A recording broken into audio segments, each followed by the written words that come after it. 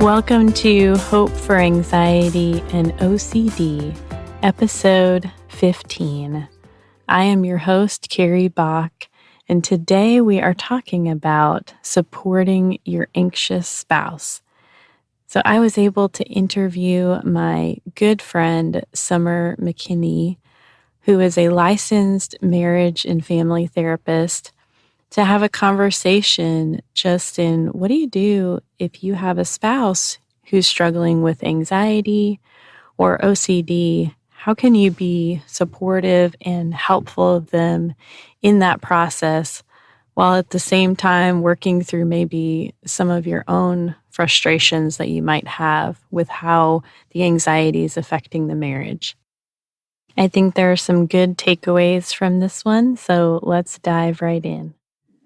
Okay, so tell us a little bit about yourself. All right, well, my name is Summer McKinney, and I have a private practice here in Smyrna, do marriage, family, individual counseling, and I've been practicing therapy for the past 8 years. Okay, awesome. How did you decide to become a marriage and family therapist? Because there are many different types of therapists and many different specializations. And some people are licensed clinical social workers and some people are licensed professional counselors. And so you chose this licensed marriage and family route. Yes. Well, I started out working in church high school ministry as a high school girls director, and I had gone through, got my master's in education, had taught missions and stuff, and just God put me in that position, opened up those doors for me to be in that position. And so I was working a lot with youth, and a parent had asked me as I was talking with her child and stuff, she said, well, what are your credentials? And I had always wanted to do counseling, but I was was not confident and stuff. I, had already gone through, went back and furthered my education with secondary education, thinking that I was going to teach. But in the back of my mind, I'd always loved counseling. My dad does counseling at a school corporation. And so that was always kind of there, but I was really nervous, just not really confident, like, do I have what it takes to go and get this degree and stuff like that. But that kind of question, what are your credentials, really hit me a lot because I wanted that. I wanted to be able to be credible in that. And so that pushed me to go and pursue the degree. And I chose marriage and family because that just hits home with me more so. Relationships, working amongst the family system, the units that people are in. My parents did foster care when I was in high school. And so just seeing how systems impact a child or a whole family unit, whether it is that family system itself or extended family or extended systems. And so to me, that just made a lot of sense. So that is why I chose marriage and family therapy. Yeah, it's really interesting when you look at how much we're impacted by other people and other relationships in our life, and looking at somebody as a whole person. Who do they have, surrounding them, and whether that's supporting them or sometimes, unfortunately, that's leading to some of the dysfunctional behavior that they have. And it's interesting to me, too, what you were saying of when that lady questioned you about your credentials, you already had a master's degree in education, right? Right. Yeah. Yes. I'm a life learner, whether it's back in school or just self-learning. That is just me. I value education. I value knowledge. Of course, I totally agree with that saying, the more you know, the more you don't know. And it's just like, wow, okay, there's so much out there. And I want to be able to say, yes, I have the right to speak into this, because it's not just, oh, well, I think, right? It's more of okay, no, I have training, I have knowledge, I have wisdom in this. It's not just my opinion. And so that, especially I think in today's culture, is really important because everybody has opinions, but where's the facts? Where's the research? Where's the truth in all of this? If it can be found, sometimes there's multiple truths in things, but that's really, for me, that's something I value. And so that I think God used that to push me in that direction. Again, knowing that I was not confident in myself at that time. And so he used the words of that parent to push me in that direction because I wanted it. I really did want it deep down. I was just, yeah. Yeah, it's interesting how much overlap too there is between education and counseling, because as counselors, we are educators. We are teaching people new skills. We are informing them about research. We are talking with them about mind-body connection issues. So that definitely worked well together. And you probably see kind of how God has woven all of those things in your life to where you are now. Absolutely. Yeah, just the marriage of the two. I do a lot of psychoeducation and workshops and, just speaking, whether it's a school or whether it's a church. I love that piece of bringing that knowledge to other people. It's not like, oh, I'm this expert in this area. You're a counselor as well. You have the same skill sets and knowledge. It's just we all have different population groups. We all have different spheres of influence that we can take this information that maybe other people don't know, or maybe they know but they don't know how to apply it. And so I love the marriage between education and therapy. It's one of my favorite things. So one of the reasons I wanted to have you on the show was to talk a little bit about marriage counseling, because that's not one of my specialty areas. It's funny and a little bit comical to me that people sometimes will email me or call me and say, hey, I'm looking for marriage counseling, and we really wanted you to do that, even though that's nowhere kind of on my online listings or profiles. And I'm like, if only you guys knew, like the last time I did marriage counseling was in my internship over 10 years ago. I'm pretty sure those couples aren't together anymore. This is not a good situation. I wanted to talk, maybe you could answer a little bit for people who feel like they're struggling in their marriage in some way, shape, or form. How do you feel like people know when it's a good time to pursue marriage counseling, just in general? Sure. No, I actually start back and I tell people that are even just dating, like, don't wait for an engagement to start premarital therapy. You can back up therapy. If you're really serious about somebody, go ahead and go and talk about some of the things. Communication is huge, right? And we all think, especially in the honeymoon phase of dating, like, yes, we can stay up till 4:00 in the morning talking on the phone. We're great communicators, right? And really it's like, well, that's just talk. That's not necessarily communication. And when you get married, things just exacerbate things from before that maybe were, not that big of a deal, or maybe you just kind of laughed it off, or, oh, that's so cute that they do this. And it becomes that pet peeve that you just want to, my gosh, just stop, And so things when you get married definitely get bigger. And so having some of those tools, right? It's just all about utilizing the skill sets and these tools in ways that are going to help build communication, help bring resolve when conflict does come, or when there's differences, because you're not marrying a duplicate of yourself. You're marrying somebody else with their own background, their own experiences, sometimes their own beliefs, their own values. You can have shared values, but a different priority of those shared values, which can create conflict. And so I think that any time during the course of a relationship is beneficial to go to therapy. Don't wait for a problem to happen. We take vitamins, or we, work out. We do all these preventative things in other aspects of our life. So go ahead and do, care and enrichment in your relationship, whether it is married or engaged or, dating. Go ahead and do those things, because it's only going to help it. It's not going to hurt it. Right. I know for Steve and I, we had a little bit of premarital counseling, and we also met with someone that I considered to be a mentor. And it was nice to get some of those hard questions asked by an objective third party. So it would be like, okay, well, tell us about a fight that you got in, and then how did you resolve that? Or I think they asked, what annoys you about the other person? And we were able to hear each other's answers so that you didn't just look at everything like, oh, it's all flowers and rainbows and wonderful, like you said, with kind of some of the honeymoon glasses on. But I appreciate what you're saying, I think, about going when you don't necessarily have a major problem. Maybe you just feel like you're not seeing eye to eye with your spouse when you're trying to communicate things. And you might be able to learn some skills that could help you moving forward so that you don't have to get into those big problems. I think sometimes people wait to get marriage counseling until like one or both parties is ready to jet out. Right. It's an ultimatum or the rescue attempt. Right.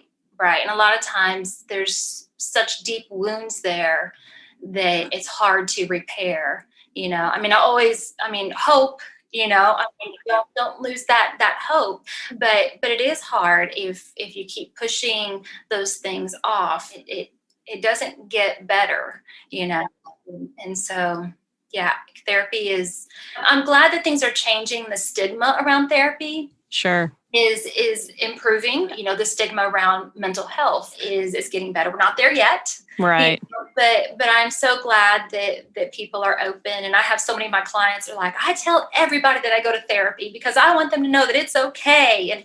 And I love that they feel free to do that. And, so many of their friends have looked up a therapist in their area to talk with. And that just makes me feel good knowing that, something that I do is helping another person, and that they are then helping other people by normalizing, that piece of therapy. It's not just when things are bad or, oh, you need, mental help or whatever. It's like, this is really good for just health, for life, Mm-hmm.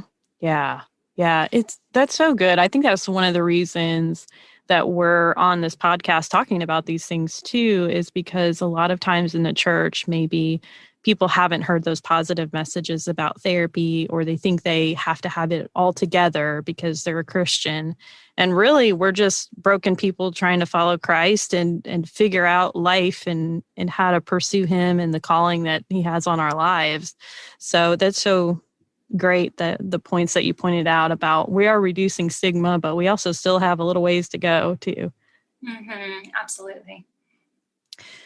So we're talking about supporting your spouse when your spouse has anxiety or OCD, or I'm sure some of these things apply for other areas as well, like depression.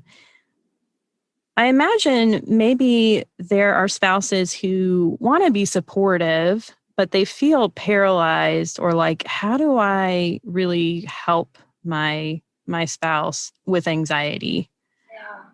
Yeah. What kind of thoughts or advice do you have on that? Sure. I think the first thing is listen. Be that support, listening to hear what are the needs. Don't be dismissive or minimize the fear or the concern that's there. Just being able to be a sounding board for them. When you come along and you're like, oh, that's silly, don't worry about that, right? You minimize something that is very real to them. And so I think it's really important just to be that support.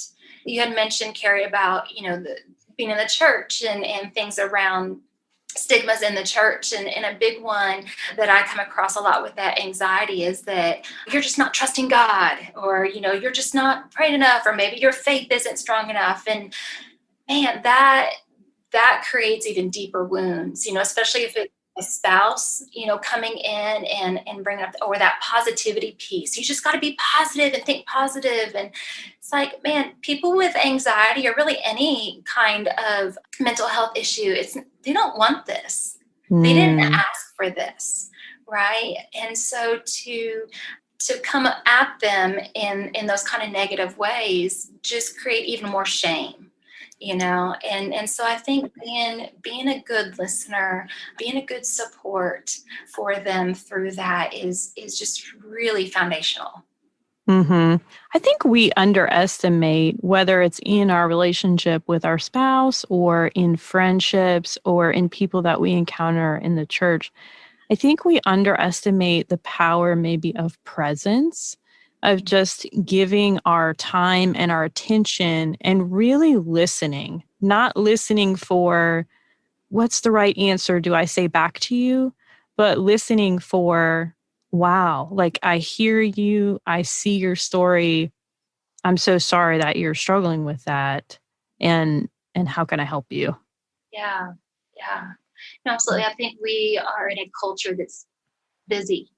We are in a culture Mm-hmm. that thrives on stress. Sorry, we strive to achieve, and there's so much stress, and we wear stress as a badge of honor.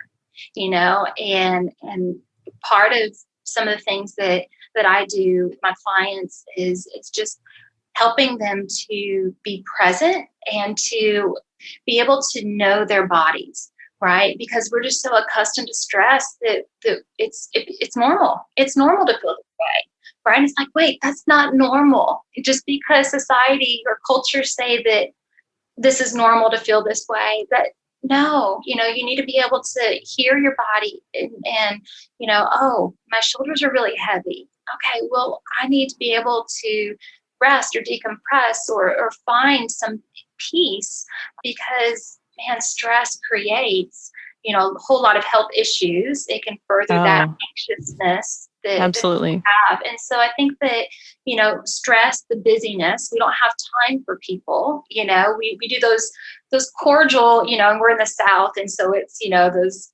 I'm just being nice and asking, but I don't really care. How are you? Oh, if you go beyond fine, right? It's, Mm-hmm. I have time, I got to go here or there. And so we're really missing connection on those deeper levels. And so I do think that, even in family units, it could be like ships passing in the night with whether it's kids or work, different things going on. And so being able to take time for each other, to hear each other, to be present, as you said, and it's okay to not know. It's okay to be there and say, I don't know what to say to you. I don't know how to help. Like, it's okay to Mm-hmm. say that. Sometimes even just those words of, I'm not sure what to do, can be refreshing, because too many times people try to come in and fix it.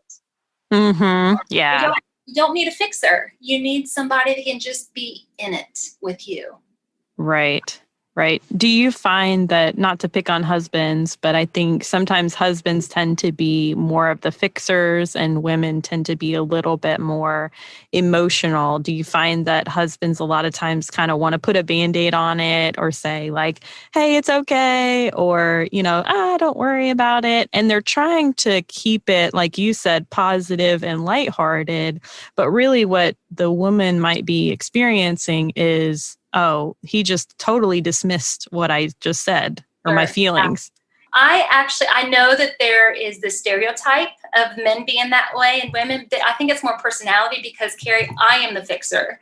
I'm the one to try to help and fix things, but I'm the one that tries to solicit that advice that's most of the times unwanted, Mm-hmm. And so I think it's more of the personality traits that come into play on those things, and so it's being mindful. It's being aware of, okay, I need to step back.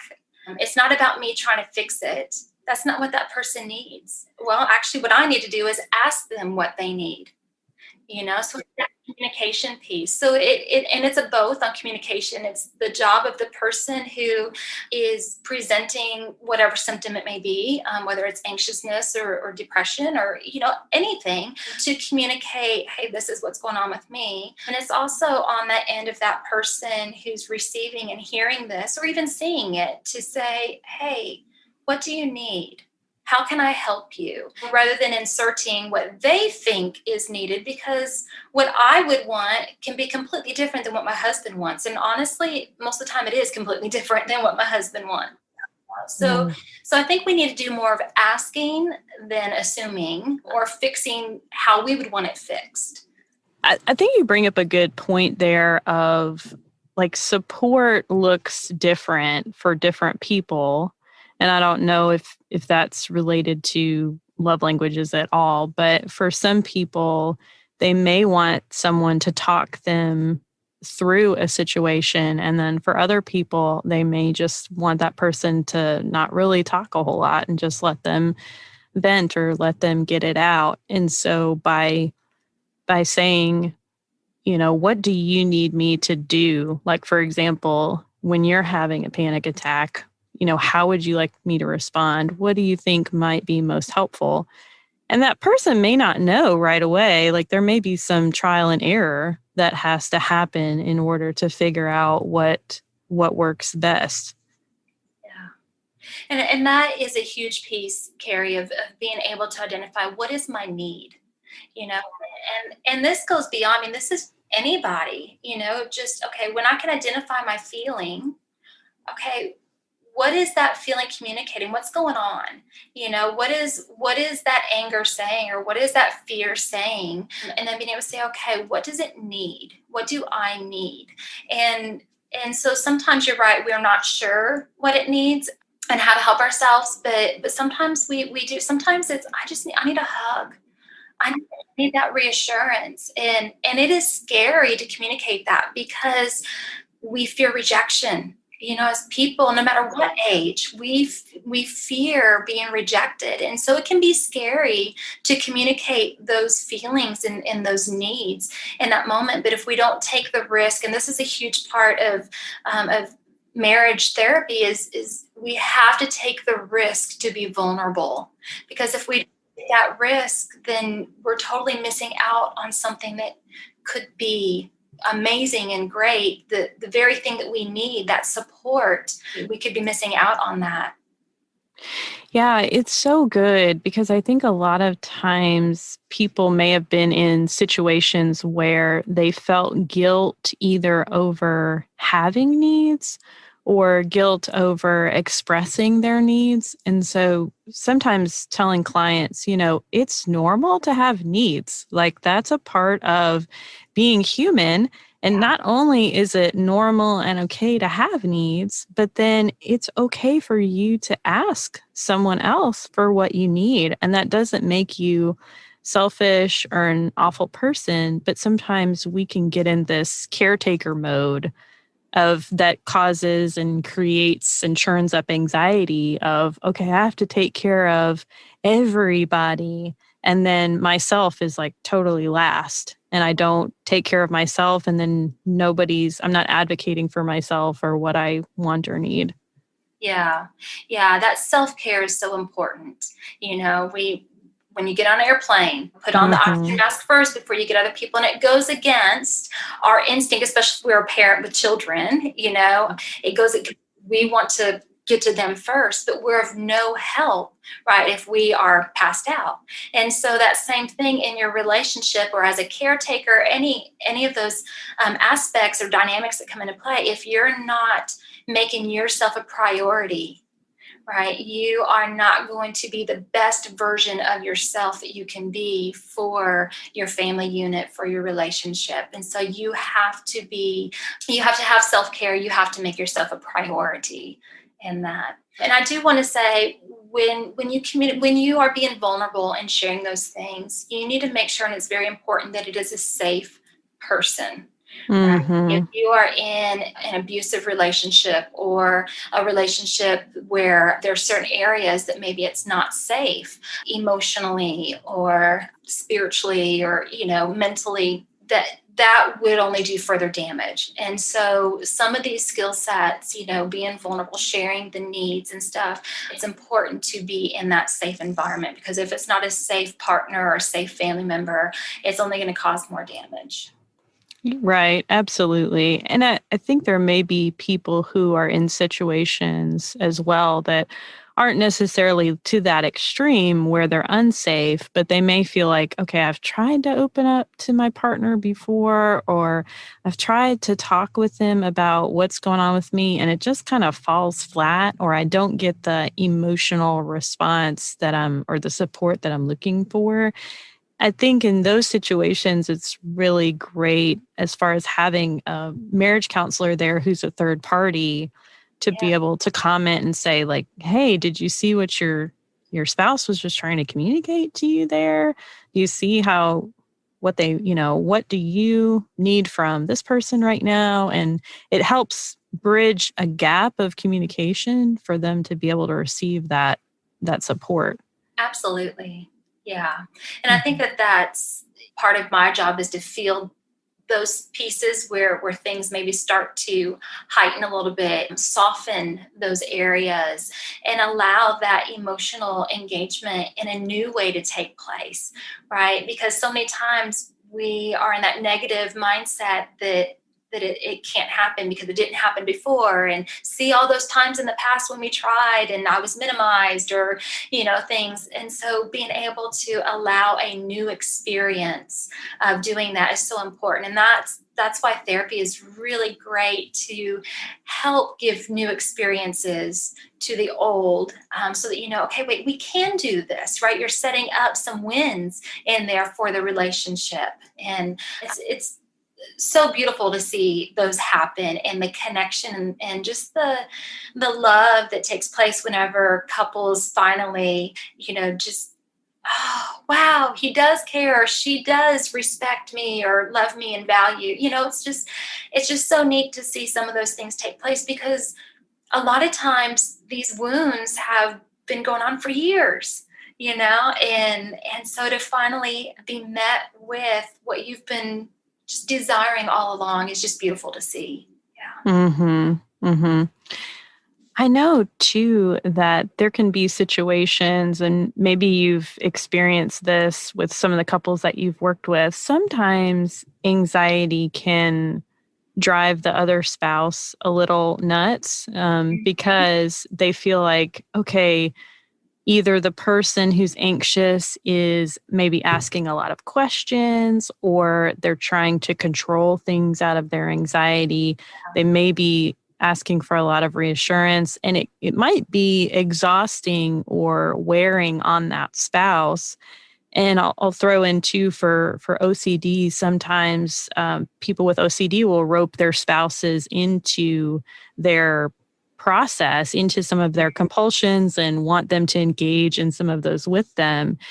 So I guess talk a little bit about that, maybe some help for those spouses who feel like, I'm just being driven batty by this anxiety. Right. Yeah, no, absolutely. I think it's really important to have boundaries.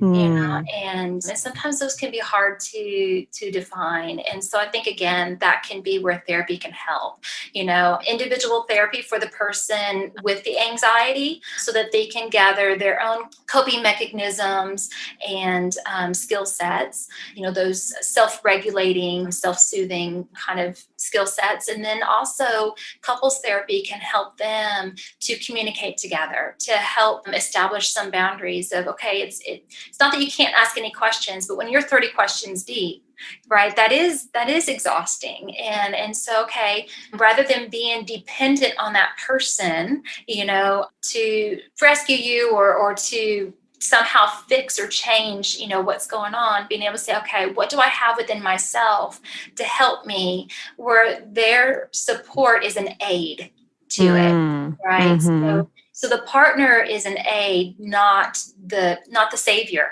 right? Not the rescue. Right. Yeah. Yeah. And it's really important when you get into, knowing your cycle is really important. So if you're anxious, knowing your anxiety cycle that's there, knowing your couple dynamic and your couple cycle that's there is going to be really important too, because then you can start to identify it earlier and catch it before it spirals. And so that's really important too, is identify that. I think probably one thing that would be really loving for a spouse, maybe to say to someone, is, hey, I'm noticing that this topic of conversation, or this situation that you're dealing with, or maybe a problem that we're trying to solve, it seems like it's ramping up your anxiety, because the spouse may notice, possibly before the individual, that they're getting anxious, just depending on people's awareness levels. A lot of times people can see things we can't see in ourselves. Yeah. And it's when we identify those pieces, sometimes the other person's maybe not aware of it, but we're on the Mm-hmm. outside. And so we can maybe bring that to attention. Or if that person identifies those pieces, being able to communicate that. So for an example, my husband he deals with some anxiety. And at night, if I bring up bills or money or financial talk, like it just, kind of just gets his mind. He has a hard time shutting it down, and so I have learned, and sometimes I have to be reminded, oh, let's not talk about this at night. But for me, that's whenever, because I'm just so busy through the day, that whenever I'm finally in bed and my mind's coming down from the busyness of the day, all of, the different things start coming into play, and I'll just, he'll be just relaxed, about ready to go to sleep. I'm like, oh, hey, did we, Great. Okay. Now I'm going to be up for a little bit longer, just processing for himself. And so yeah, we need to be respectful of the requests of our partner, whether it's, hey, at this time of day, I don't want to have these kind of conversations, or, hey, I get really stressed out before we go on a trip.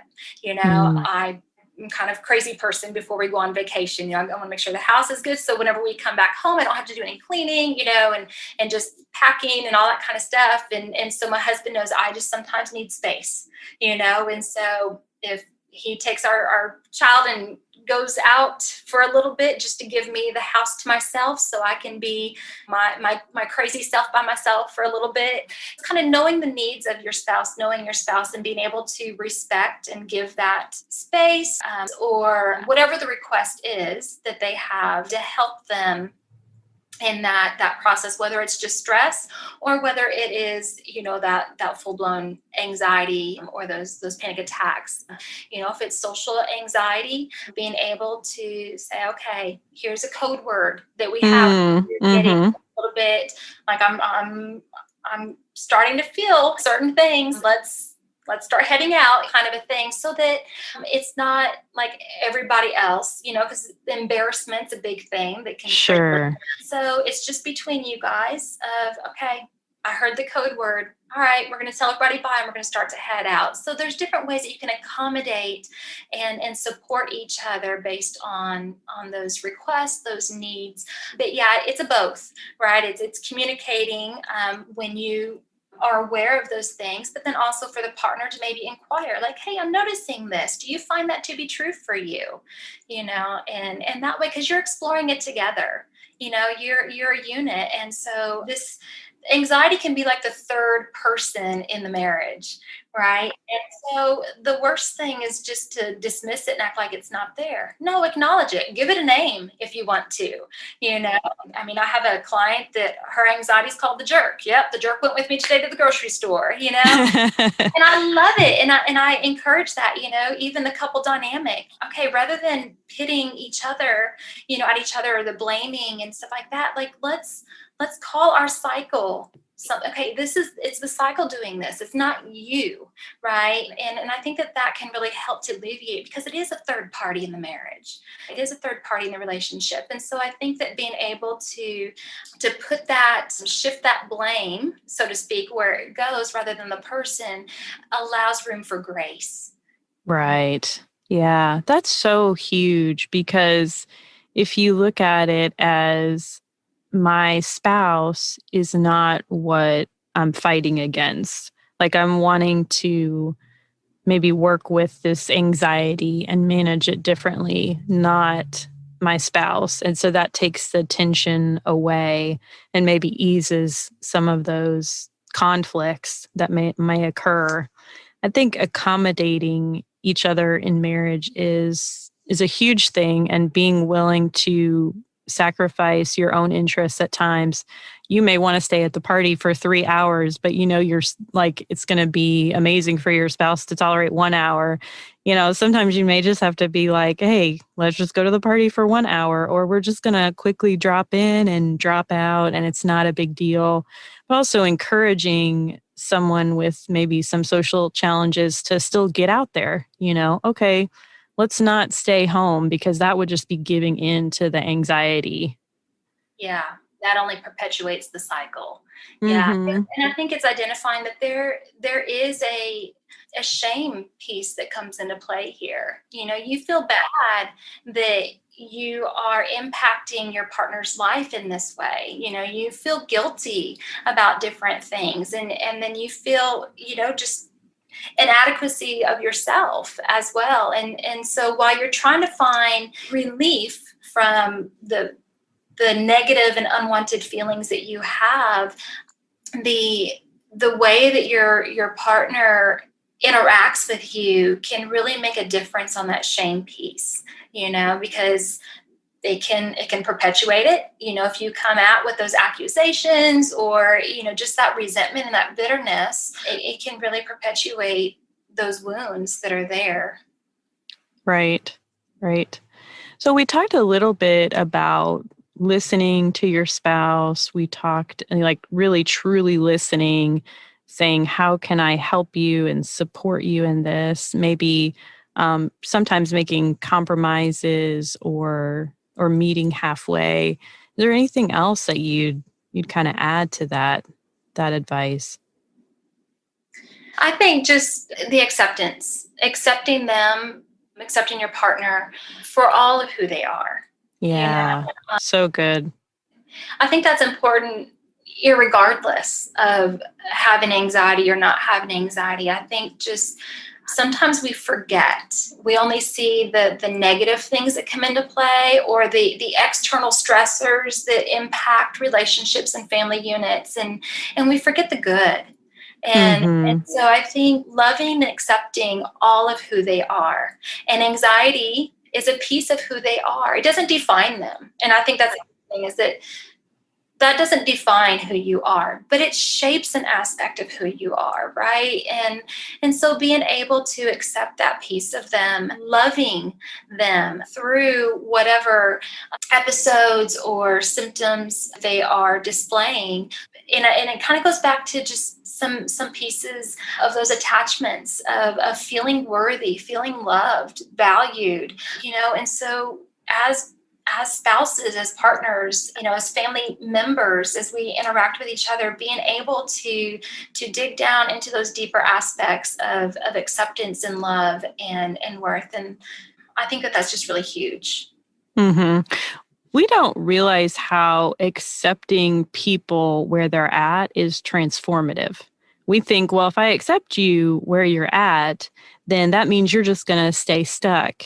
But really, it's that beginning point that stirs up something within you of like, I want to grow. I want to be a better person. I want to have positive outcomes because this person is really seeing me for who I am.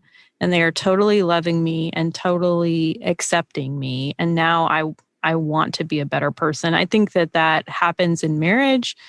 And I really think that that's a parallel of what happens in our relationship with Christ. Like part of this sanctification process. Mm-hmm. Yeah. No, I totally agree. And it makes me think of Paul in Acts, and he comes across, and I can't remember the name of the man, but he was baptized by John the Baptist, and he was teaching, and he was, having people that were coming to followers, under things that he was teaching. But Paul approached him and he was like, no, you stopped. You heard from John the Baptist, and then you just stopped, and he didn't know about Christ. He just stopped right there. And it's like, whoa, no, a whole bunch of stuff has happened since then, but he was stagnant. He was stuck. And so he was misleading people based on the very limited information and things that he had. And so Paul was able to tell him the truth, about Jesus Christ. And no, even John the Baptist pointed to Christ. He didn't just stop there. And right. And I think that is so true. And Paul's saying, don't stop. Don't stay where you are. Even as a believer, don't just, okay, yep, I already know about Jesus. I know this, I know that. I'm good. And it's like, whoa, but you're missing out on so much more. And I think that when you look at relational health, sometimes we're like, yep, I got the tools, I got the skill sets, I'm done, I'm good. And it's like, whoa, okay, but wait, you're missing out on so much more. Just because you have these things here, are you actually applying it? Mm-hmm. Are you continuing to grow in that? And education is so huge with anything, but especially mental health. I'll ask people when they come in and said, okay, so you got this diagnosis. What do you know about it? And I am sometimes surprised at some people like, I don't know. I this is what I was told. And I was like, okay, well, let's explore. Or I will have a partner who says, well, this is, my wife struggles with anxiety. And I'm like, okay, well, what do you know? And like, no, that's her thing. Like, I don't need to educate myself about it. I live with it. I'm like, no, you need to educate yourself as well. And really that speaks volumes to your partner. If you're to say, wow, okay, let me learn about this. Let me get in a support group with people who are married to somebody with bipolar or anxiety, or, it builds a deeper support of like, wow, you're actually trying to understand me. And not just that, but you are accepting this part of me. You're not just in this denial that this is going on. You're actually accepting this, and you are wanting to learn more about it, which is going to benefit the marriage itself. Right. Absolutely. I love that. So we're kind of winding down towards the end. So I'll ask you the question that gets asked of everyone on the show. So since it's called Hope for Anxiety and OCD, I love for people to share a story of a time in their life where they received hope from God or another person. Oh, wow. Oh gosh. I feel like it's hard to narrow, I don't want to say like narrow it down, but I mean, God's blessings have been, just, wow, when we actually stop and give that gratitude and those praise, like, it's just amazing how much God is in the detail of things. But a lot of times when I think of the hope or the faithfulness of God in my life, I have to look at my own marriage. I was single until 28, got married at 29, came from a very large family and always wanted many children. And of course, the older I got, I mean, I could do the math in my head. Okay, Lord, this isn't looking like it's going to happen. Of course, that was before, like, people in their 40s started having kids and stuff, but it was like, okay, wait, my large family isn't going to happen. But, God was in the details of, my husband and I knew each other from way back when, but just went, our own separate ways and whatnot. But we reconnected, and, I inherited 3 amazing children in our marriage. And I had always wanted, my deal breaker was I wanted a child. And so if my husband and I were going to get married, he would have to agree that we could have a child together. And he said, okay. So again, just, okay, Lord, I have 3 children, and I want that camaraderie. I want them to grow up with a younger sibling. And so my timing was shortly after, let's settle in to married life and blended family life. But a few years were going by, and it's like, okay, Lord, is this going to happen? Just a lot of questions. Right. And my husband kind of gave up, like, okay, it's just not going to happen. And it took us a few years. God knew, again, being in the details, and it was the perfect timing. The bonding that I was worried about, the boys were in high school whenever we had our son, and through college, one of the boys stayed home and commuted, and the bonding is just amazing. And it was just all of those fears and all of those concerns or those questions, and just, it wasn't my timing, but the timing was just perfect. Right. It wasn't always my way, but it was, God knew what he was doing, and just being in the details. And so that to me was just the hope of a large family, the hope of, the bonding and that unity among the family, and God just blessed it. And so, when those doubts or when fears or, things come into play, whether you're single or whether you're in an empty marriage, or divorced, and you still have that desire, I think that, God is in the details, and his timing is amazing. It's not always our time, right? But yeah, that's kind of when I think about big thing in my life where desire and hope and blessing come together. I would say it's definitely my family unit. Yeah. It's amazing how God will give us those desires. Like for you, it was to have a large family, and God totally filled that in a way that you couldn't have imagined at that point in time. Like you were thinking that all of those children would be, completely biologically yours, and you ended up with a beautiful family picture. And it's Yeah. It's amazing how God's dreams are much better than things that we could dream on our own. And when we try to do it, our ways or in our timing, it just never quite shakes out and we can become disappointed. But I appreciate that story because I do believe it's hopeful and will be hopeful for many people listening. Good. Yeah. Thank you so much for taking the time to be on the show and share your wisdom with us. No, thank you for having me, Carrie. I appreciate that. Summer and I have had lots of conversations off the air about reducing shame and stigma in the church in regards to mental illness. So it was an absolute treat to be able to have some of those conversations on the air, to be able to share those with you all. I wanted to share some feedback that I received today regarding the podcast. Erica writes, I enjoyed your first podcast about your life. It was so inspiring. It had it all. I laughed, I cried, and I got goosebumps with your transformation. Thank you, Erica, so much for sharing that. I really appreciate it. If you want to share what the podcast has meant for you, you can either write us a review or you can go on hopeforanxietyandocd.com and reach me in the comments section. Thanks so much for listening. Hope for Anxiety and OCD is a production of By the Well Counseling in Smyrna, Tennessee. Our original music is by Brandon Maingram, and audio editing was completed by Benjamin Bynum. Until next time, may you be comforted by God's great love for you.